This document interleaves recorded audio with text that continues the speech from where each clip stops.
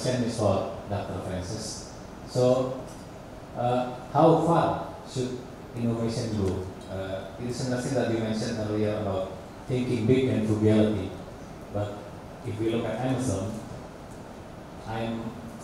it's very hard to see where's the frugality.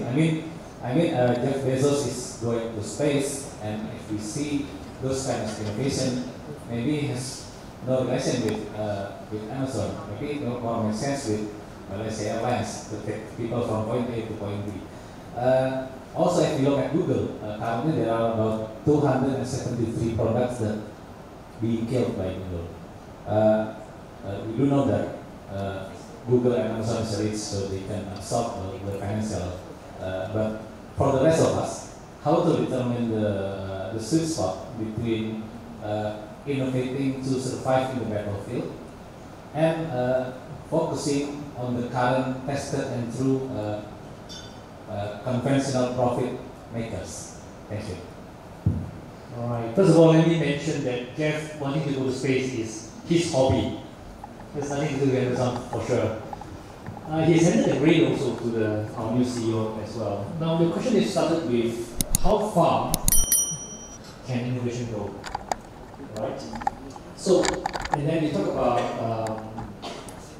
you come from a perspective where how much resources or can some organizations go to start the journey. Maybe I like to answer the question from the other perspective is, what are you trying to solve? What are you trying to solve from your users, which your users are trying to solve for your customers, the company customers? And if you start from there, and you go backwards, sometimes it's not really about having expensive or high resourcing innovation processes.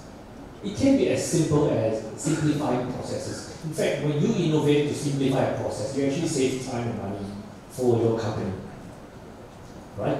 You actually take costs out by reducing steps. And when you reduce steps, very often you also make the users happy.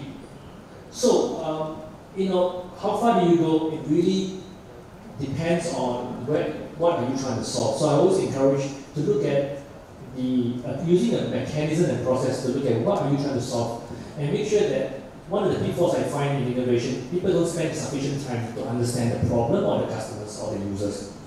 They make a lot of assumptions. All of us have experience, and we look from our lens, and we often think that the users will say this or think this because I think this. And that's often the pitfall, because something could be exactly opposite.